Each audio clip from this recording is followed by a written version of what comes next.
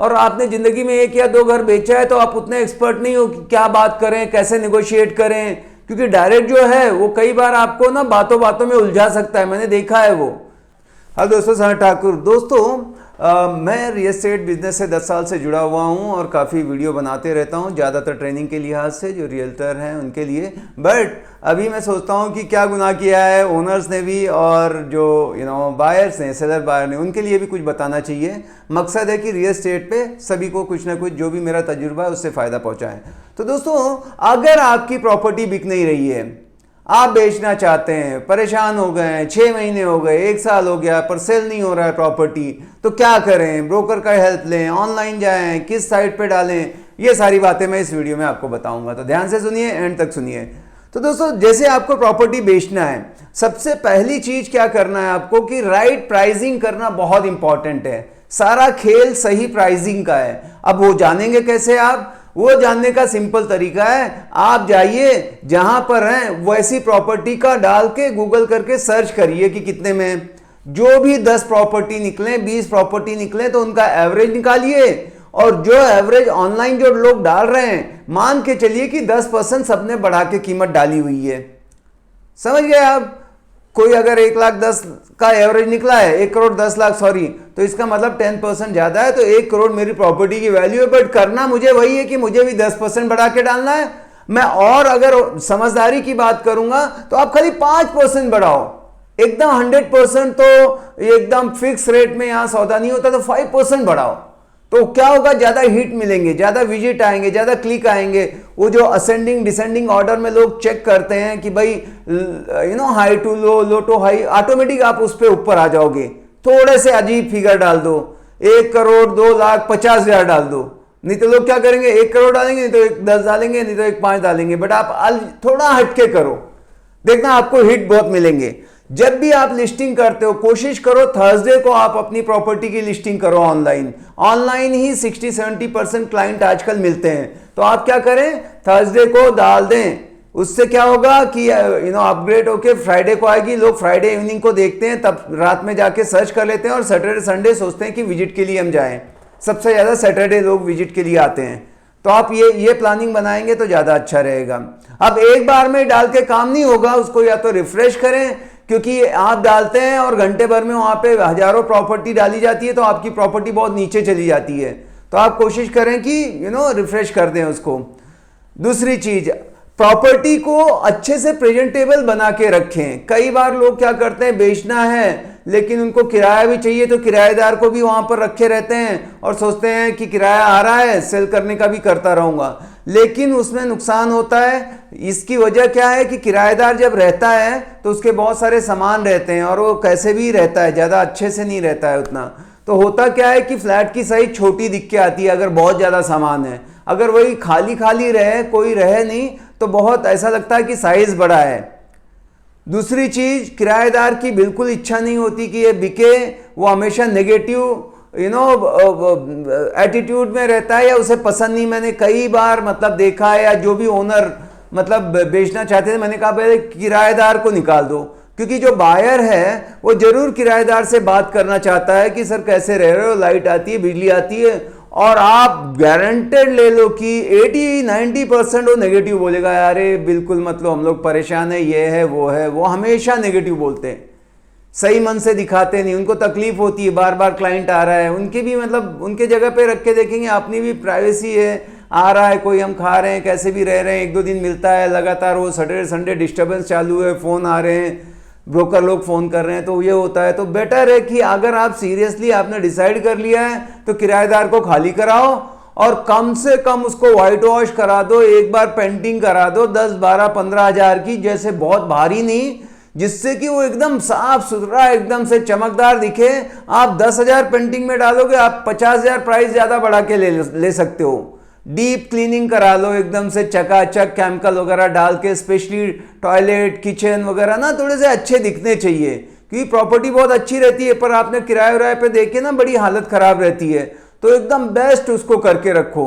देखना आप 1-2 लाख 10-20 हजार डालोगे और 10 टाइम उसका ज्यादा आप पैसा भी क्लेम कर सकते हो, और लोग जल्दी आपका लेना चाहेंगे। छोटे मोटे रिपेयर वगैरह हैं, लीकेज ये वो, तो करा के रखो।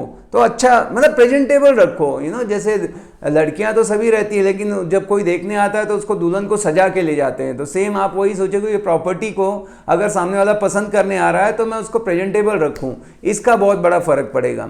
अब दूसरी चीज है कि भाई आप कई बार हम लोग सोचते हैं कि जो ब्रोकर है उसको नहीं देना चाहिए पैसा। आप क्यों डरते हो ब्रोकर से?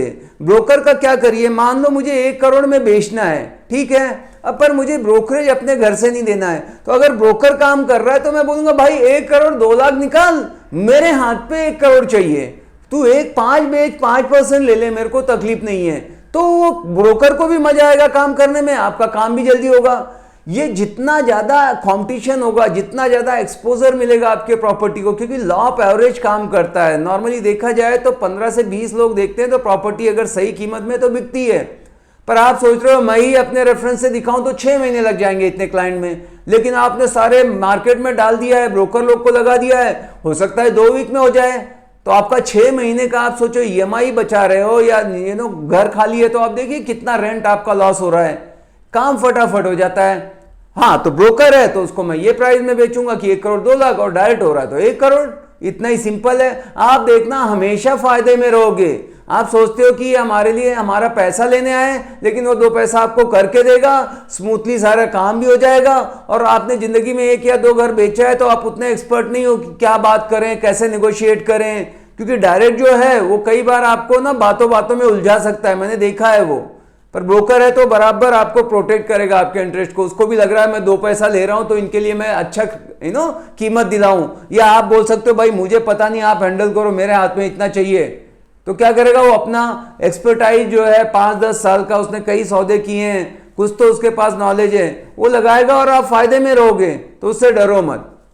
फिर भी आप डायरेक्ट करना चाहते हो, आपकी चॉइस है, उसमें क्या कर सकते हो। सबसे बेस्ट जो बायर मिलते हैं आपको आपके व्हाट्सएप ग्रुप और जो सोसाइटी में, मान लो मैं किसी सोसाइटी में रहता हूं, उस सोसाइटी में ही सौदा हो जाता है, क्योंकि वहां पे जो रेंट पे रह रहे हैं या जो लोग रह रहे हैं, उनके चाचा मामा रिलेटिव्स उनके जब घर आते हैं तो बोलते हैं कोई है, उनको अगर पसंद आती है, अच्छी चीज है, तो बोलते हैं बताना यार ले लेंगे, हम भी नजदीक आना चाहते हैं। जैसे मेरे पास एक डॉक्टर साहब थे, उन्होंने एक लिया तो उनके ब्रदर थे, मुझे भी वहीं लेना है, मेरे भाई साहब रहते हैं, तो उन्होंने प्राइस वगैरह का कुछ नहीं था, कुछ भी मिल जाए तो वो चाहते थे कि हम एक घर में तो नहीं रह रहे हैं पर आसपास रहें। और एक क्लाइंट थे, मतलब तो उनके जो पेरेंट्स थे वो चाहते थे घर में ना रहें, डिस्टर्ब होता है, हस्बैंड वाइफ अपनी ज़िंदगी फ्रीडम से जिए, लेकिन इतने बुजुर्ग हैं कि वो दूसरी जगह रहते हैं तो कुछ भी हो जाता है, हमें बार बार भागना पड़ता है। हम चाहते हैं कि सोसाइटी मिल जाए, दूसरे फ्लैट में रहें, और उनके नाते पोते भी, मतलब बच्चे भी जा के उनके यहाँ, ऐसे कई बार होता है। तो सबसे बढ़िया कस्टमर है आपका वहीं पर मिल जाएगा,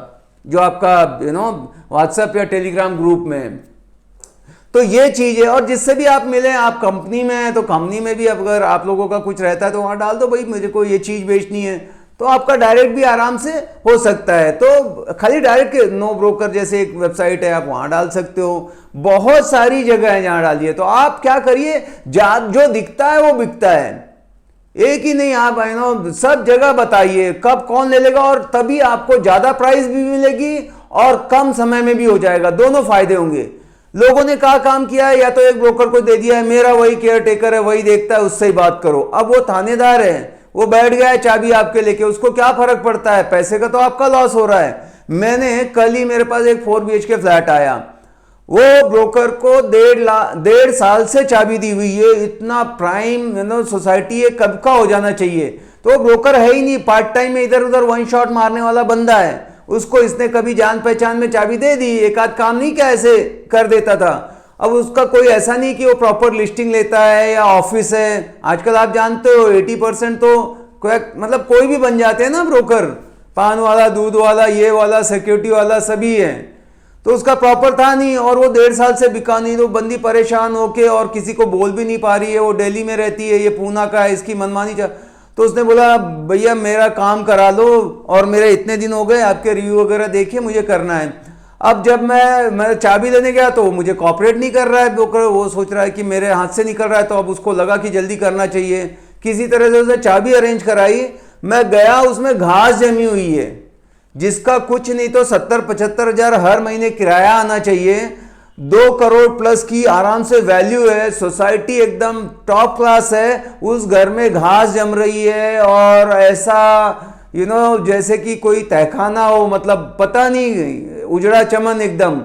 तो ये होता है जब आप एक पे ही डिपेंड रहते हो। कंपटीशन हमेशा अच्छा है भाई, मुझे कोई देता है ना, मैं बोलता हूं और भी आप अपने रिसोर्सेज को लगा दो, आपका काम जल्दी होना इंपॉर्टेंट है, और जो बेस्ट है वो करेगा यार, और उसका हक बनता है।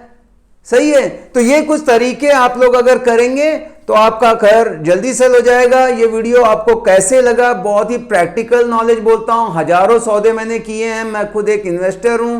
तो आप लोग बताइए, और अगर आप इस तरह के कोई और वीडियो चाहते हो जो आपको, तो आप कमेंट करके लिखिए, जरूर बनाएंगे। मिलते हैं अगले वीडियो में, bye bye, take care, thank you.